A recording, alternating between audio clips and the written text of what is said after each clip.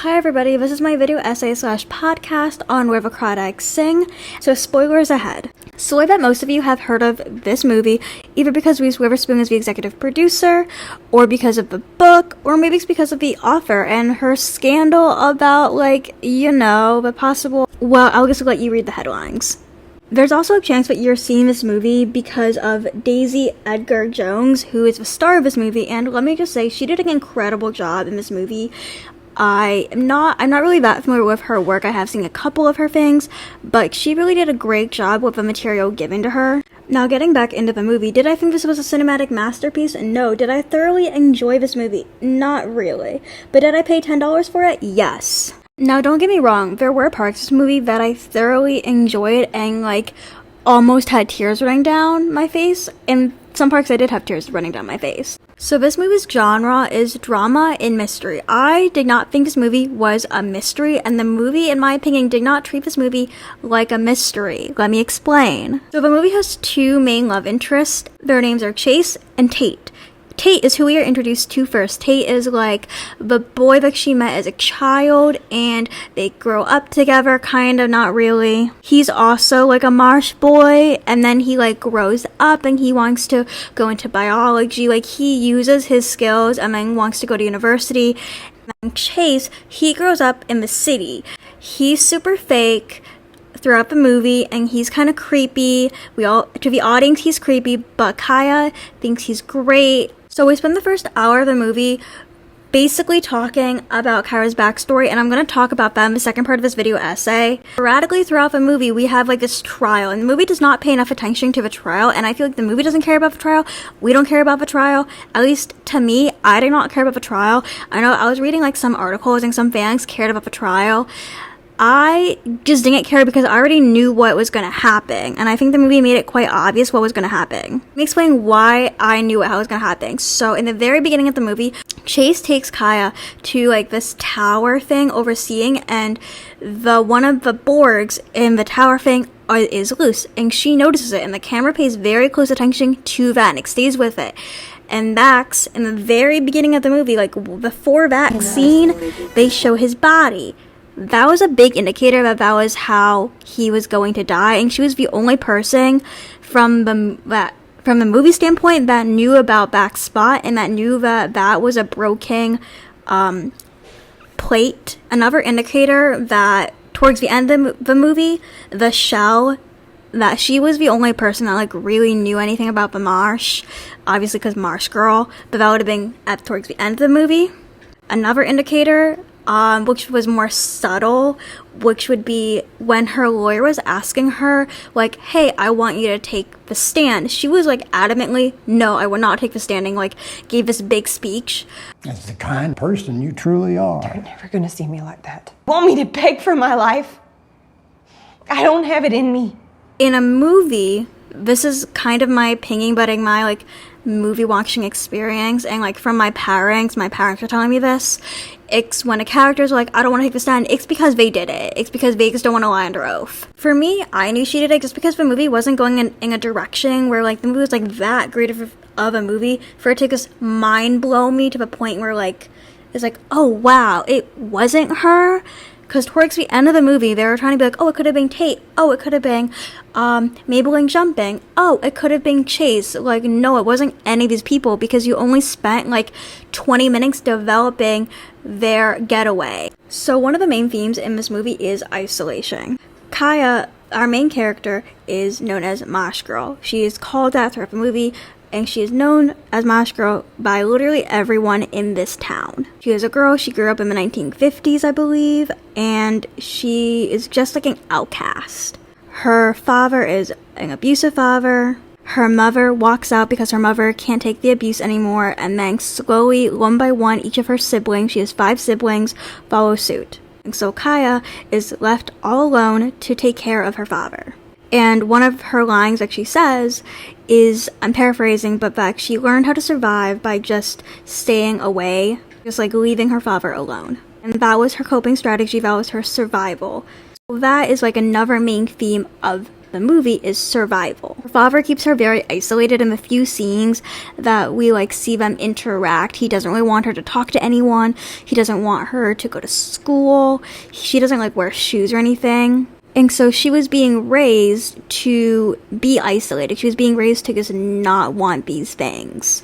There's a very brief scene where she has the yearning to want to go to school. So she gets this skirt from Mabel and Jumping. My favorite characters. Mabel and Jumping, they are this black couple and that own a shop, and they're like amazing. They are literally the best part of this movie. They're the people that like help take care of Kaya.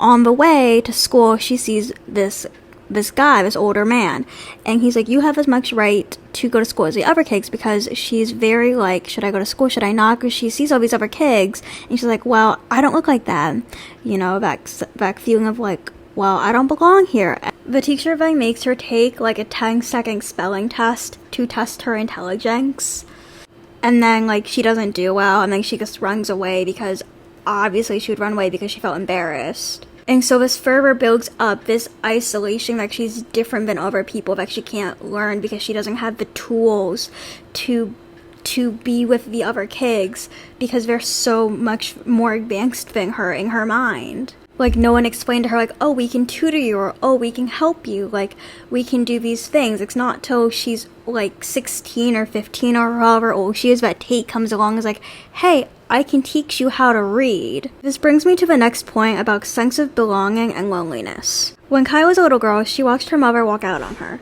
She watched her 5 older siblings walk out on her. This left her with no other family besides her dad, and that's going to have a major impact on her as it would with anyone else. Now, if you're looking at it at a different lens, you could say that Jody had to leave, one of her siblings had to leave, because if he didn't leave, he was going to continue to have the same life. You could also say that Jody could leave, and then after a few years come back, after he had built himself up, maybe he had got an apartment or something like that.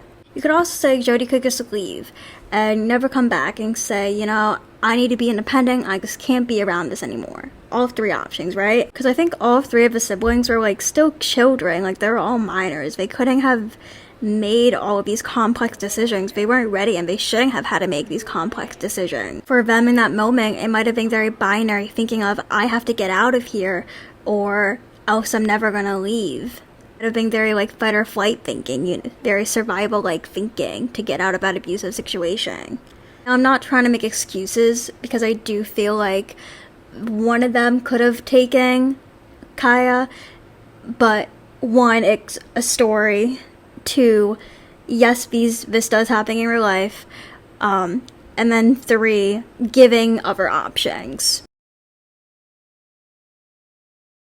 Episode 1 could interchange between her and Tate in both like timelines. It could kind of expand on them as kids and how they interacted, and like maybe they like had a really good friendship when they were young, like they would see each other on the boat when they were like young. Kind of show her never being like inside her house, and maybe Tate's like, why are you never like in your house, whatever, you're always outside, and that could lead into like episode 2 or 3 and kind of talk about like that could be like mostly flashbacky episode, and like talking about her household and the abuse, and then talking about like her family leaving. Episode 3 and 4 talking about the trial, getting into like the mystery of it all, and the Mosh girl.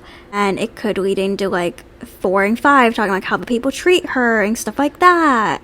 And 4 through 6, whatever, introducing Chase and like that big drama or whatever. And episode 7 could introduce like talking about her family, how they left and where they are now. And then episode 8 would be the end of it, talking about like where, like what happened, how she did it. And throughout the series, because I forgot again, talking about the trial, and then just like interjecting that like every episode how the trial is. That way you would at least like maybe believe like Tate maybe did it, because Tate and Kaya had like the same skill set when they were young. I wish, this is really important to me, I wish we got to know like why the lawyer cared so much, and I wish we got to know the lawyer, because like from the first scene he just showed up, and like I know now that like the lawyer was the guy that told her to go to school. That's a good connection, I like that. However, as an adult, like why, like who is he, like why is he there, Like, why is he invested in, like, because I know, like, from her point of view, like, oh, she trusts him, I guess, for that one singular reason. But she's, like, diving her whole entire heart in stuff, and, like, that's fine. If that's her only chance, right? I understand. But why does he care? Like, who is he? Like, I want to know about him. Even if it was, like, a singular scene, I think we should have we should know that. Like, if you watched Inventing Anna, and, like, you can have all your opinions on Inventing Anna all you want, but, like, for that, the lawyer in that, we got to, like, know who he was. Like, we got to see, like his family a little bit, like, or at least, like, he had some dialogue about who he was. I think what the movie does quite well is capture the character of Vamash.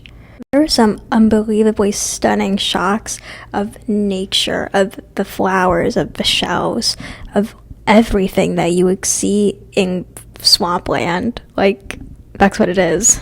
But no, for real, it's beautiful. Like, it's breathtaking what you get to see in a world that you probably wouldn't want to be in, but it's beautiful. And it makes you want to be there. This movie makes you want to go out to the beach, go out to the lake, go out and see what Kaya sees. One thing that I love about Hello Sunshine is that Reese Witherspoon, her production company, Hello Sunshine, is that she promotes female writers, female producers, female directors. I think Olivia Newman did a good job. I just think that this would have been a better limited series. Now, I don't know if anyone else felt this way, but I just didn't like how these two guys, Tate and Chase, like, came off in the movie, or how it was, like, how they were presented to her. Like, I don't know. But I also understand that there's no, like, Marsh Tinder, and it was also, like, the 50s. Like, I get it, okay. But those were really her only two options. Chase, who attempted to SA her and then beat her, or Tate, who ghosted her for 5 years, and who was the one who taught her how to read, and you taught her how to read so that you couldn't write her back for 5 years. I mean, you end up with Tate. Like, granted, I like Tate, I really do, but, you know, I'm like, I probably would forgive him, to be honest, but I wouldn't, like, marry him, like, that quickly, at least. And I'm sorry, like, long-term thinking, like, watching this movie and, like, knowing what happened, I would want Tate to go to college and, like, earn money so that he could support me in, like, my Marsh type dreams. I understand she can support herself and she's, like, successful on her own, but then, on the flip side, I wouldn't want to be supporting him. Like, I would want him to be successful in his own right, while I can be successful in my own right. I want to just take a moment and acknowledge how incredibly talented and how incredibly intelligent Kaya is in this movie, and the way the movie captures it. Her drawings, her sketches are really gorgeous, and the way she's able to, like, learn about humanity and learn about people through her artwork and through learning about the marsh and learning about it through insects and biology. How Tate helps her learn about people through it and through the trading of feathers. I think that was a really beautiful scene and shot really well.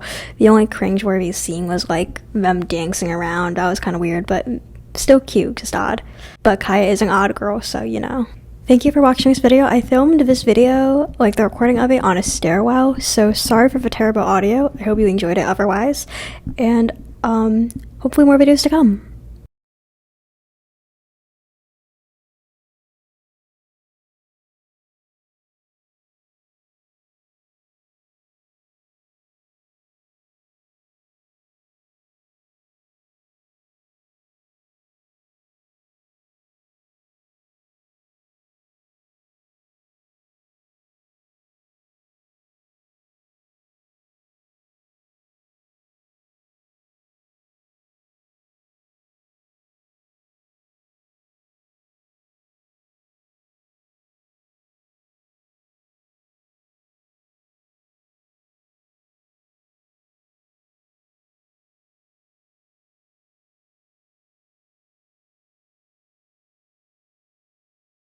The way Jody came back and was like, didn't give us any information about each sibling. He was like, I don't know.